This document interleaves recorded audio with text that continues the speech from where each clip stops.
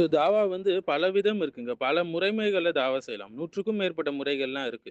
ஆனா பலரும் தாவா என்றால் என்ன நினைக்கிறாங்கன்னா, பள்ளிவாசல்ல உட்காந்து ஒரு 1/2 மணி நேரம் பயான் சொல்லிட்டா போதும். நம்ம கடமை முடிஞ்சுதுன்னு நினைக்கிறாங்க. அப்படி அல்லங்க. உங்களுடைய சிரிப்பு கூட ஒரு தாவா. பிறருக்கு நீங்கள் உதவி செய்யக்கூடிய தர்மம் கூட ஒரு தாவாவா ஆகும். சிலர் என்ன சொல்லுவாங்கன்னா, அதெல்லாம் ஆலிம்களோட வேலைப்பா. நமக்கும் அதுக்கும் சம்மந்தம் இல்லன்னு ஓடிடுவாங்க. சிலர் நமக்கு என்ன பொருளாதாரம் இருக்கு தாவா செய்றதுக்குன்னுவாங்க. இதெல்லாம் வந்து எஸ்கேப் ஆவக்கூடிய மென்டாலிட்டில ஓடியவங்க. ஸோ தாவாவுடைய முறைமைகள் நெறைய இருக்குன்னு அவங்க தெரிஞ்சுக்கிட்டாங்கன்னா, அவங்கவங்களுக்கு எது இலகுவா இருக்கோ, அந்த முறையில அவங்க தாவா செய்யலாங்க. ஃபார் எக்ஸாம்பிள் நம்ம 100 விதமான தாவா முறைமைகளை நம்ம பார்க்க போறோம் இன்ஷா அல்லாஹ் இப்போ. பள்ளி, கல்லூரியில தாவா செய்யலாம். யங்ஸ்டர்ஸ் வந்து இதற்கான பேம்ப்ளெட்ஸு, மேலும் வந்து கான்ஃபரன்ஸஸ் இது மூலியமாக செய்யலாம். மேலும் தெருவுல தாவா செய்யலாம். ஸ்ட்ரீட் தாவான்னு சொல்லுவாங்க. ஃப்ரீ குரான் குடுக்கறது அது போல. அடுத்து சேவை மூலியமா தாவா செய்றது. தர்மங்கள் குடுத்து பிற மக்களுக்கு அதன் மூலியமாக தாவா ஒரு ஒரு வழிமுறையை ஏற்படுத்திக் கொள்வது. மேலும் நோயாளியை சந்திப்பது. நோயாளியை சந்திப்பது மூலியம் அவங்களுக்கு ஒரு எமோஷனல் டைம் நம்ம குடுக்குறோம். ஸோ பிறருக்கு உதவி செய்வது மூலியமாக ஒரு ட்ரஸ்ட் பில்ட் ஆகும். அதனும் தாவாவுடைய ஒரு வழியாக நம்ம பயன்படுத்திக் கொள்ளலாம். சின்ன சின்ன உதவி செஞ்சா கூட, அது கூட தாவாவுக்கு பெரிய உதவியா இருக்குங்க. மேலும் வந்து டிஜிட்டல் தாவா நெறைய வழிமுறைகள் வந்துச்சு. யூடியூப் மூலியமாக வீடியோஸ் ரீச் ஆகும். Instagram, Facebook மூலியமாக பெரிய ஆடியன்ஸ்க்கு ரீச் ஆகும். ஷார்ட்ஸ், ரீல்ஸ் மூலியமாக குயிக் இம்பாக்ட் கிடைக்கும். ஒரு வைரல் பொட்டன்ஷியல் கிடைக்கும். WhatsAppல ஷேர் பண்றது மூலியமா, Telegramல கன்டென்ட் ஷேர் பண்றது மூலியமாக, ஒரு பாட்காஸ்ட் அரேஞ்ச் பண்ணலாம். ஆ மேலும் ப்ளாக் எழுதலாம். தாவாவுடைய சம்பந்தமான விஷயங்கள சோசியல் போஸ்ட் மூலியமாக.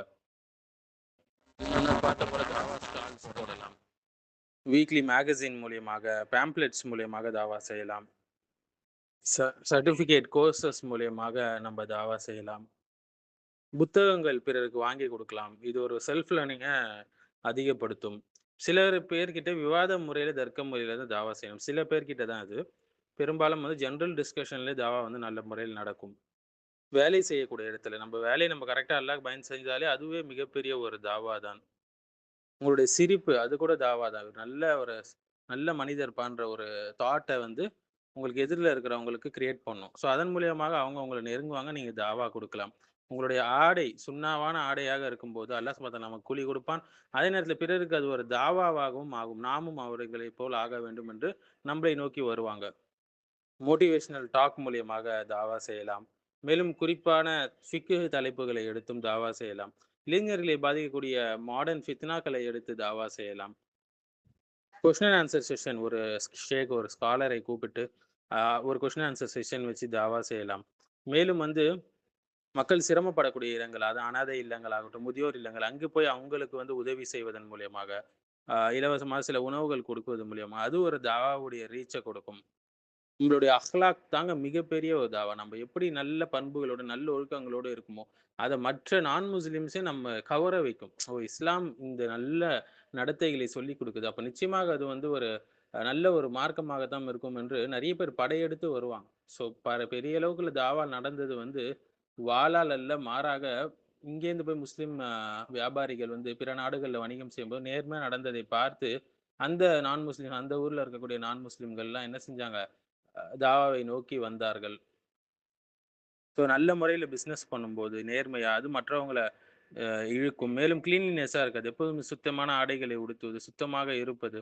இது வந்து பிறரை கவரக்கூடிய விஷயமாக இருக்கும். இதுவும் தாவாவை ரீச் ஆக்கறதுக்கு ஒரு மிகப்பெரிய ஒரு வழி. சில நேரத்தில அமைதி வந்து தாவாவாக இருக்குங்க. ஒருத்தர் அமைதியா இருக்காரு, தேவையில்லாத விஷயங்கள பேச மாட்டார் என்றால், அதுவே பிறருக்கு என்ன செய்யும்? இஸ்லாத்தின் பால் ஒரு ஈர்ப்பை ஏற்படுத்தும். மேலும் தியாகங்கள் செய்வது சமுதாயத்துக்காக. இதன் மூலியமாவும் தாவா வந்து பெரிய அளவு ரீச் ஆகும். நம்முடைய வாழ்க்கையே தாவாவாக மாற்றலாம். இந்த விஷயங்களை நம்ம வாழ்க்கையில கொண்டு வரும்போது, ரிசர்ச் பேப்பர்ஸ் மூலியமாக தாவா வந்து நம்ம வந்து ஸ்ப்ரெட் பண்ணலாம். அங்கங்க பேம்ப்ளெட்ஸ் சில இடங்கள்ல ஒட்டும்போது, மக்கள் குழுமக்கூடிய பொதுவான இடங்கள்ல சில பேம்ப்ளெட்ஸ் ஒட்டும்போது, அது அவங்களுக்கு வந்து தாட் ப்ரொவோக்கிங்கா இருக்கும். மேலும் மெடிக்கல் கேம்ப்ஸ் போடுறது மூலியமா, ஃப்ரீ மெடிக்கல் கேம்ப்ஸ் போடுறது மூலியமாக, சிறந்த முறையில வந்து மக்கள் வருவாங்க. அந்த பலன் பெற்றுக்கொள்வாங்க. அது ஒரு தாவ முறைமையாக இருக்கும். மேலும் தாவத் போடுவது, அதாவது வந்து விருந்து அளிப்பது மற்ற சகோதரர்களுக்கு. இதன் மூலியமாகவும் ஒரு தாவாவுடைய வழி நம்பளுக்கு விசாலமாகவே இந்த வழி ரொம்ப விசாலமாகவே ஓப்பன் ஆகும்.